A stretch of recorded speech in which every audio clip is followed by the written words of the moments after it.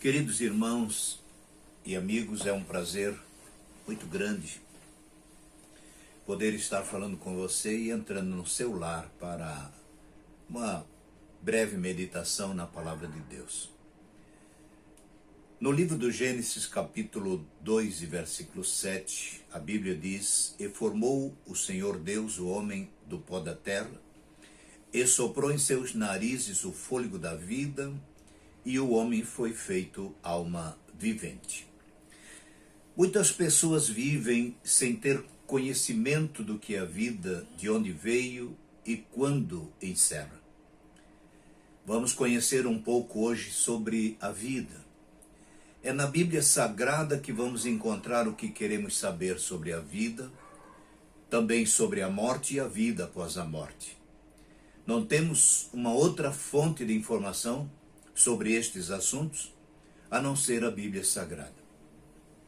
A palavra Gênesis significa princípio, e justamente neste livro, que tem como título Gênesis, que é o livro dos princípios, o livro dos começos de todas as coisas, o início de todas as coisas, é que nós temos o início da vida. A história de tudo que existe no mundo e de tudo o que aconteceu pela primeira vez está registrado neste livro.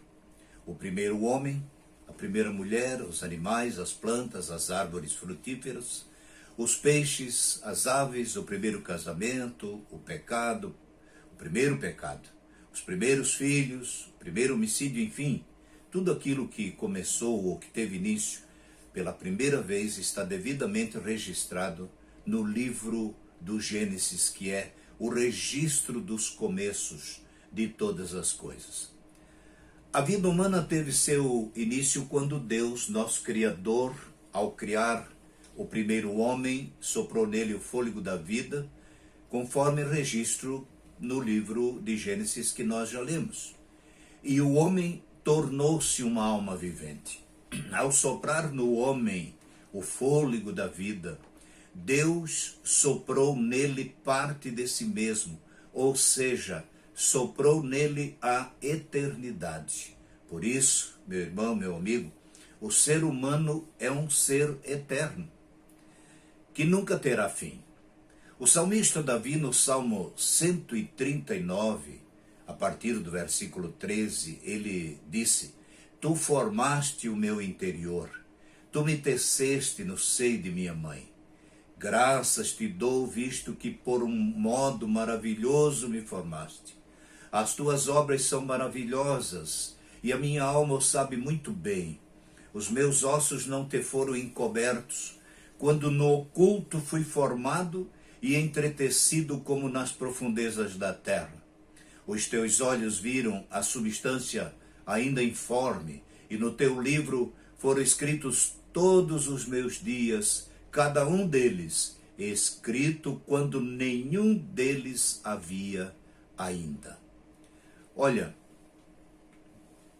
ninguém vai duvidar e ninguém vai dizer nada ao contrário de que o corpo humano é uma maravilha de Deus. Muitas pessoas reclamam da vida. Já se ouviu que, por exemplo, que droga de vida é esta? Já se ouviu também alguém dizer: eu não devia ter nascido. Alguém disse: nasci só para sofrer. Isto entre tantas outras reclamações.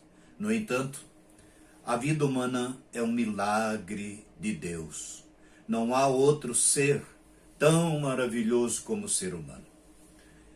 O texto do Salmo número 8 de Davi, ele diz assim: quando contemplo os teus céus e as estrelas que estabelecestes, que é o homem para que dele te lembres, e o filho do homem para que o visites, fizeste-o, no entanto, por um pouco menor do que Deus, e de glória e de honra o coroaste.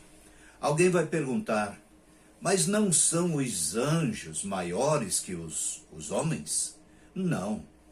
Os anjos são criaturas de Deus e continuarão sendo criaturas por toda a eternidade. enquanto nós somos filhos por criação de Deus e filhos por adoção na família de Deus, através de Jesus Cristo, nosso Senhor, por toda a eternidade. Na página 252 da Teologia Sistemática de Stanley Horton, lemos o seguinte: ninguém no campo da medicina e da biologia discute a origem do corpo físico do ser humano. Na concepção, quando o espermatozoide se une ao óvulo, a molécula de DNA deste, ou seja, do espermatozoide, desenrola-se e une-se ao daquele, ou seja, do óvulo, formando uma célula inteiramente nova que leva cientificamente o nome de zigoto. Essa célula viva é tão diferente que depois de se afixar na parede uterina, o corpo da mãe reage, enviando anticorpos para eliminar o intruso não reconhecido. Somente alguns aspectos inatos do novo organismo o guardam, ou seja, o guardam da destruição. A responsabilidade de gerar um filho. Tenho pensado muito nisso. Infelizmente, por falta de conhecimento sobre o valor de uma vida, muitos filhos são colocados no mundo de qualquer maneira. Ao gerar um filho, não está gerando o corpo apenas, mas também a parte imaterial do ser, que é a alma e o espírito. O corpo é o invólucro, ou a casinha terrestre, que guardará a alma e o espírito até o dia do desenlace, ou seja, a morte. E alguém vai perguntar: pastor, e a origem da alma? Bem, o texto bíblico de Gênesis 2:7 que nós lemos diz que Deus soprou no homem o fôlego da vida e o homem foi feito alma vivente. Quando Deus disse: façamos o homem à nossa imagem e conforme a nossa semelhança, Deus estava criando um ser semelhante a Ele mesmo. Ou seja, um ser eterno, um ser moral, espiritual, inteligente, com capacidade de administrar as demais coisas criadas pelo Senhor. Aí você vai perguntar: do que se compõe a alma? A alma, como parte imaterial, ela é abstrata, ou seja, não se pode ver e nem se pode apalpar, mas ela é real. A alma é o governo do corpo. O pensamento, o sentimento, o entendimento e a vontade formam a alma. Um corpo morto não pensa, não fala, não sente, não tem vontade, não chora, nem sorri, pois com a morte física, a alma se retira do corpo. É muito importante saber que a alma e o espírito permanecem vivos após a morte física. Prova disto é a história que Jesus contou sobre o rico e Lázaro, que o evangelista Lucas registrou no seu livro, no capítulo 16 e no versículo 19.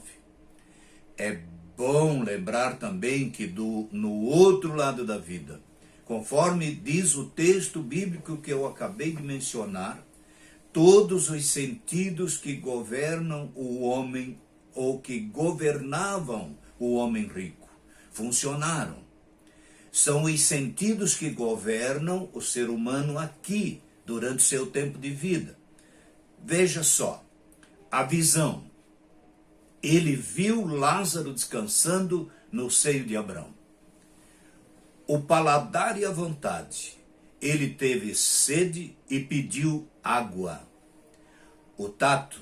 Ele sentiu o calor do fogo. O sentimento. Ele se lembrou do pai e dos irmãos que haviam ficado aqui. O entendimento. Ele pediu que Lázaro ressuscitasse e desse um aviso aos seus, para que não fossem para o mesmo lugar de tormento em que ele se achava. Também, queridos irmãos e amigos, é bom saber que os que morrem salvos em Cristo vão ao descanso com todos os que já estão lá, esperando o dia da ressurreição, quando voltarão com Cristo por ocasião do arrebatamento da igreja.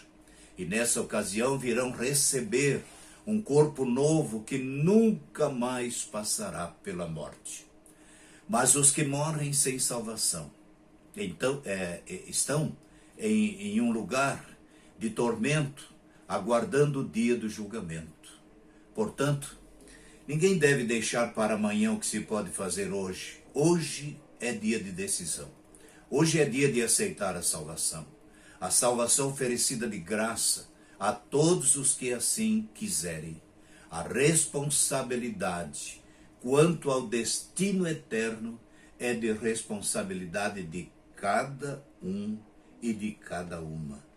Deus abençoe a todos, fiquem na paz do Senhor Jesus Cristo e até a próxima oportunidade.